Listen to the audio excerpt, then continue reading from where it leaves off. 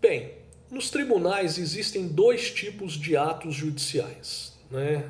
A decisão unipessoal do desembargador relator, do ministro relator, né, do presidente, do vice-presidente, que é denominada de decisão monocrática. Por exemplo, né, um ato do desembargador relator que concede a antecipação de uma tutela recursal. É uma decisão monocrática.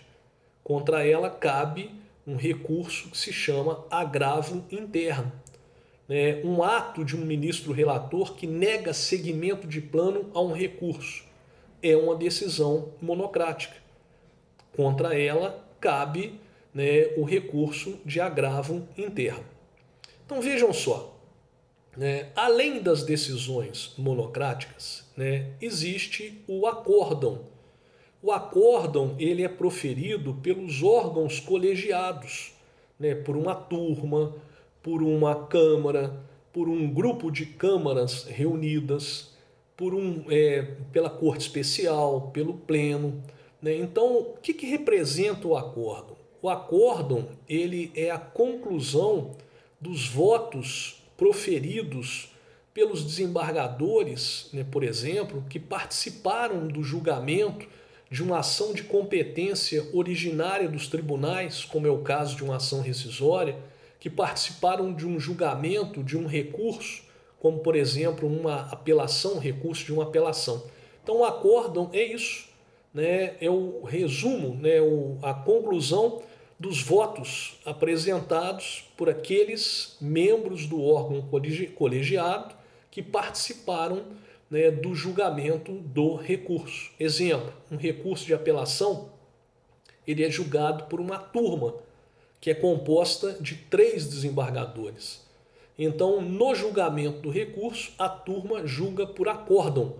Né? O acórdão representa o voto daqueles 3 desembargadores, né? Do relator, do revisor e do vogal, que participaram do julgamento daquele recurso. E, finalmente, nós temos a sentença. Né? A sentença é o ato processual de maior envergadura, né, do ponto de vista do juiz. Então, é o ato mais esperado do processo. Né? Então, na sentença, né, nós temos o quê? Né? Ou a atribuição do direito material a uma das partes, quando o juiz profere uma sentença de mérito, ou a extinção do feito sem analisar o mérito, em razão da constatação de um vício que impediu o juiz de chegar à análise do mérito. Então, com relação à sentença de mérito, na sentença de mérito, o juiz ele atribui o direito material a uma das partes. Ele define o litígio, ele analisa, enfrenta aquilo que é objeto de controvérsia entre as partes. Por exemplo, numa ação de acidente de trânsito, né, de um acidente automobilístico, em razão de uma ação de indenização por um acidente automobilístico, o juiz diz quem é o culpado e quem não é o culpado. Então, as sentenças de mérito, elas se classificam basicamente em 3: declaratória, condenatória e constitutiva. Na sentença declaratória, o juiz conhece a existência, reconhece a existência ou a inexistência de uma relação jurídica controvertida, que pode ser uma relação de propriedade contratual, de débito e crédito, de paternidade, de parentesco. Então, uma sentença proferida numa ação de investigação de paternidade tem natureza declaratória. Se o pedido investigatório, por exemplo, for julgado procedente, o juiz declara o réu pai biológico do investigante. Já a sentença condenatória se constitui na maioria das sentenças proferidas nos fóruns.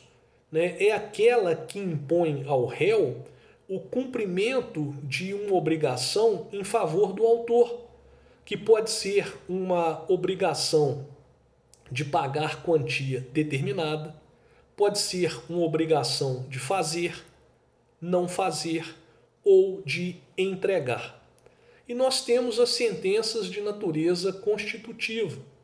Então, a sentença de natureza constitutiva é aquela que põe fim a uma situação jurídica, gerando novos efeitos para essa situação. Por exemplo, uma sentença que decreta o divórcio de um casal tem natureza constitutiva. Uma sentença que rescinde um contrato celebrado entre as partes tem natureza constitutiva. Finalmente, nós temos a sentença de não mérito, que são conhecidas como sentenças terminativas. Terminativa por quê? Porque ela põe fim ao processo sem, contudo, analisar aquilo que é objeto de controvérsia entre as partes. Por quê? Porque uma patologia de ordem processual impediu que o juiz chegasse, à análise do mérito da causa. Tanto que o sistema permite que, superado o vício, que levou à extinção do feito, a ação possa ser proposta novamente.